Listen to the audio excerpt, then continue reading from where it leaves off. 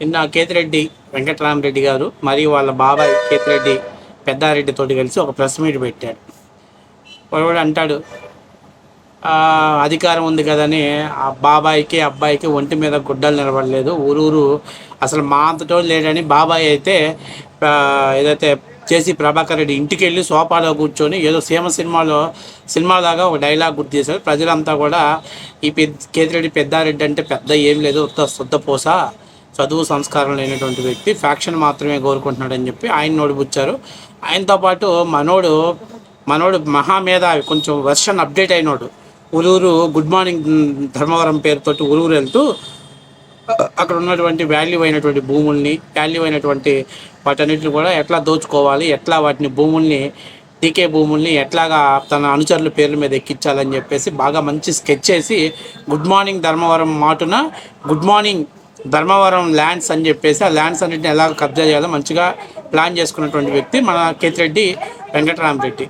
సరే, ఈ మధ్య కూస్తో కొద్దిగా జ్ఞానం ఉన్నవాడు, ఇంగిత జ్ఞానం ఉన్నవాడు, ఆలోచన ఉన్నటువంటి వ్యక్తి మన కేతిరెడ్డి వెంకటరామరెడ్డి అని అనుకున్నాం. కానీ ఎంత పెద్ద జ్ఞానం ఉన్నా, ఎంత పెద్ద తెలివి కల్లాడైనా జగన్మోహన్ రెడ్డి అంటే వైఎస్ఆర్సీపీ లాంటి పార్టీలోకి చేరితే వాళ్ళ జ్ఞానాన్ని విజ్ఞానాన్ని కూడా నాశనం అంటే పోగొట్టుకొని ఏదో ఒకటి మాట్లాడాలి. జగన్మోహన్ రెడ్డి వే ఆఫ్ లైన్లోకి వాళ్ళు రావాల్సిందే అని చెప్పి నిదర్శనం నిన్న ఆయన మాట్లాడినటువంటి ఇంటర్వ్యూ. ఆయన నిన్న మాట్లాడుతూ ఏమంటున్నాడంటే, పవన్ కళ్యాణ్ గారు మీరు ఎప్పుడు ముఖ్యమంత్రి అవ్వాలని కోరిక లేదా, మీరు మీ సామాజిక వర్గం వాళ్ళు ముఖ్యమంత్రి కావాలని చెప్పేసి చాలా వరకు కళ్ళగంటున్నారు. మీ అన్న మీ అన్న చిరంజీవి 18% ఓట్ బ్యాంకింగ్ తెచ్చుకున్నాడు రాజశేఖర రెడ్డి టైంలో. తర్వాత నువ్వేదో తింగిడి బొంగిడి అంటే ఆలోచన లేని విధానంగా నువ్వు ప్రవర్తించడంతో ప్రజలు నీ మీద విశ్వాసం కోల్పోయారు. మీ సామాజిక వర్గం వాళ్ళు ముఖ్యమంత్రి కావాలనేటువంటి కళ్ళగంటున్నారని చెప్పేసి మాట్లాడుతున్నాడు. ఓకే, 2019 నుంచి 2024 వరకు వైఎస్ఆర్ కాంగ్రెస్ పార్టీ గెలిస్తే మీకు నిజంగా ఆయన ముఖ్యమంత్రి కావాలని కోరుకుంటే ఆ సామాజిక వర్గం వాళ్ళకి కనీసం 2 ఏళ్ళైనా ముఖ్యమంత్రి పదవి ఇవ్వచ్చు కదా. అప్పుడు మిమ్మల్ని వాళ్ళ భుజాల మీద ఎత్తుకొని మోసుకునేవాళ్ళు కదా. 5 ఏళ్ళు పర్మనెంట్గా జగన్మోహన్ రెడ్డి ఎందుకు ముఖ్యమంత్రిగా ఉన్నాడు? ఇప్పుడు వాళ్ళ ప్రజలు సామాజిక వర్గం వాళ్ళు ఎవరికైనా ముఖ్యమంత్రి కావాలని కోరుకుంటుంది, అదేం పెద్ద తప్పేం కాదు, రాజ్యాంగబద్ధమైనటువంటి కోరికే. కానీ కుర్చీ కోసం అడదారులు వెళ్ళటం అనేది తప్పు, కుర్చీల కోసం బాబాయిని లేపటం అనేది తప్పు. కుర్చీల కోసం తప్పుడు ప్రచారాలు చేయటం, తప్పుడు వార్తలు ప్రజల్లోకి తీసుకెళ్ళటం, అసత్య ప్రచారాలు చేయటం అనేది తప్పు. కాబట్టి మీరు తెలుసుకోవాల్సింది ఏంటంటే, మీరు నికారస్గా గెలుచుంటే, దమ్ము ధైర్యం ఉంటే 2019 నుంచి 2024 వరకు కూడా మీరు ఎన్నికల ముందు ఏదైతే చెప్పారో అవన్నీ కూడా నెరవేర్చలేదు, హామీలన్నీ కూడా తొంగలో దొక్కారని రాష్ట్ర ప్రజలు మిమ్మల్ని చిత్తుగా ఓడించి మాట్లాడితే కుల రాజకీయాలు, ఏ సామాజిక వర్గం వల్ల ఆ సామాజిక వర్గం వల్ల తిట్టించడాలు, ఇవి ఒక సంస్కృతికి మీరు తెరలేపారు. కాబట్టి రాష్ట్ర ప్రజలు మీకు మంచి తీర్పునిచ్చారు. అయినా కూడా సిగ్గు రాకుండా కూస్తో కేతిరెడ్డి వెంకటరామరెడ్డి చదువుకున్నాడు, సంస్కారవంతుడు అనుకున్నాడు. ఆయన కూడా ఇవాళ పోయి గంజాయి తోటలో తులసి మొక్క ఉన్నా కూడా దాన్ని గంజాయి మొక్క కింద జమ కట్టాలన్నట్టుగా ఆయన మాట్లాడాడు.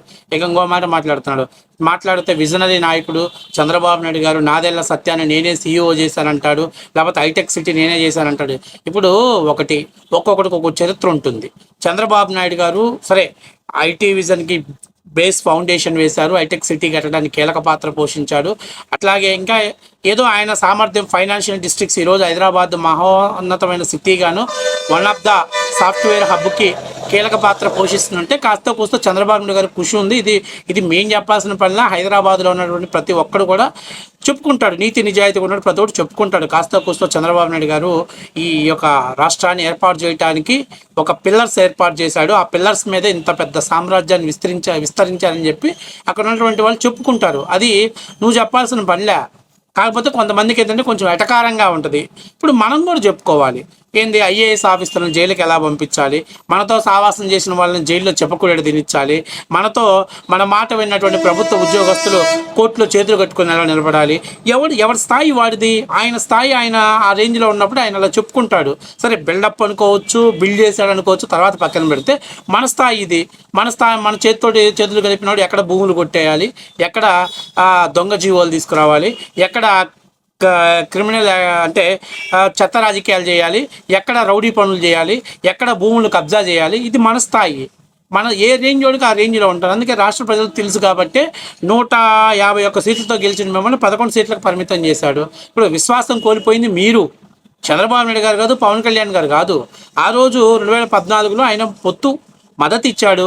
సరే, రెండు అనివార్య కారణాల వల్ల ఆయన మద్దతు అనేది విరమించుకున్నారు. సో ఒంటరిగా ప్రజల్లోకి వెళ్ళాడు. ప్రజలు ఏం డిసిజన్ చేసుకున్నారు, హరిబాబు మీ ఇద్దరు కలిసి రండి, ప్రజలకి రాష్ట్రానికి మంచిదని నిర్ణయం ఇచ్చారు.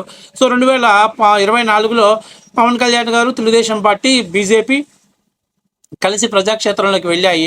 ప్రజలు ఆశీర్వదించారు. నువ్వు ఆశించేది నా గుడ్డే, నువ్వు ఆశీర్వదించేది బాయ్. 58% ఓటు పోలైంది వాళ్ళకి. మెజారిటీ ప్రజలు ఇది మంచి కూటమి అని చెప్పేసి వాళ్ళు నిర్ణయం తీసుకున్నారు, యాక్సెప్ట్ చేశారు, ఆమోదించారు, ఓట్లు వేశారు.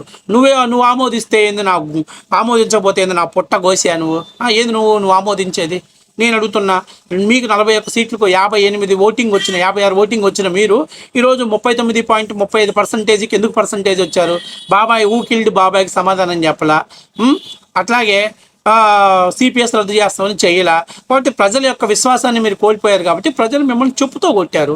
ఇంకా బుద్ధి తెచ్చుకోలేదు మీకు, ఇంకా సిగ్గు రాలేదు మీకు.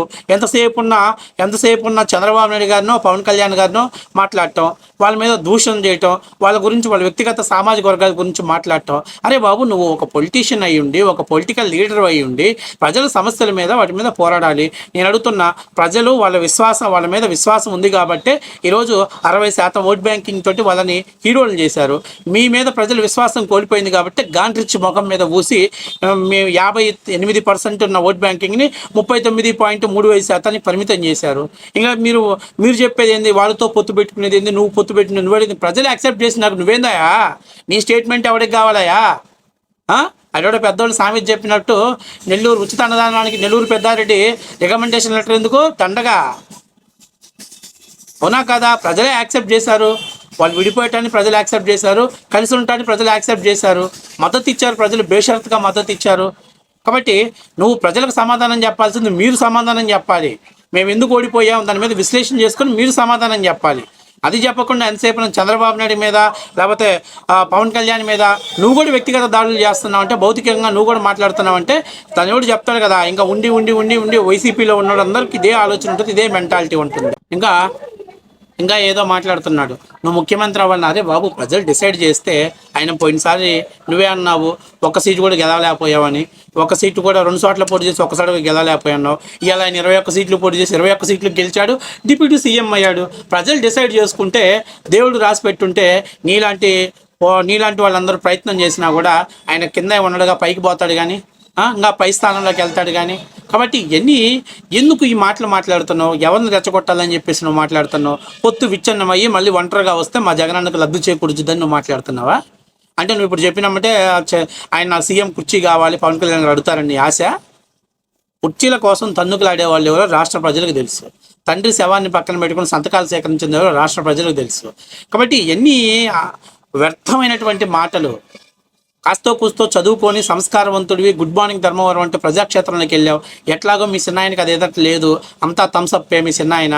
కాబట్టి ప్రజలు తీర్పు ఇవ్వలేకపోయారు. సరే, నిన్నంటే మొన్న ఏదో రాష్ట్ర వ్యాప్తంగా ఉన్నటువంటి కసి, రాజధాని లేని రాష్ట్రాన్ని చేసిన దాని మీద కోపంతో నిన్ను కూడా ఓడిపుచ్చారు.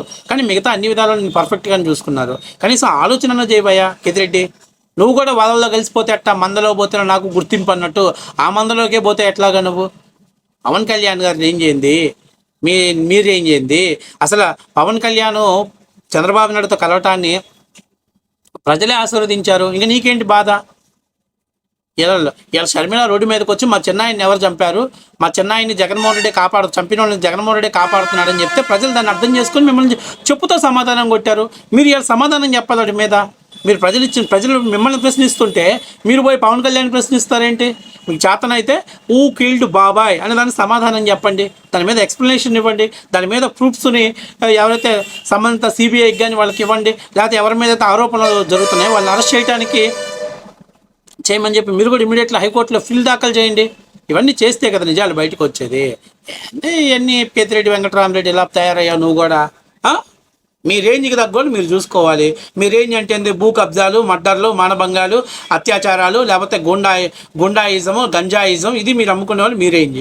ఆయన రేంజ్ ఏంది? ఏదో ఐటీ సాఫ్ట్వేరు, లేకపోతే ఇండస్ట్రియల్ హబ్బులో, లేకపోతే ఇండస్ట్రియల్ క్యాడర్లో, లేకపోతే ఫైనాన్షియల్ డిస్ట్రిక్ట్స్ తయారు చేయటమో, లేకపోతే క్యాపిటల్ నిర్మాణం చేయటమో, అది చంద్రబాబు రేంజ్. నీ రేంజ్కి తగ్గట్టు నువ్వు మాట్లాడావు, తప్పేముంది? ఎవరికి తగ్గట్టు వాడికి ఉంటుంది. నీకుండే టాలెంట్ నాకు వచ్చిద్దా? నువ్వు వల్ల గుడ్ మార్నింగ్ ధర్మవరం అని చెప్పావు, కుటక్కని చేసేసావు, భూములన్నీ గుడి మింగిచ్చేసావు, ఎంఆర్ఓని విఆర్ఓలు అందరినీ స్వాధీనంలో పెట్టుకొని ఆ డీకే భూములన్నింటిని కూడా సెటిల్ చేసి పడేసావు. నీ అంత టాలెంట్ అందరికి రావాలిగా. చూడు, చెరువు పక్కన ఉన్న కొండని కబ్జా చేసి గుర్రాల కోటను కట్టావు. ఏ క్లాస్కి కట్టావు? నీ అంత టాలెంట్ అందరికి రావాలి కదా.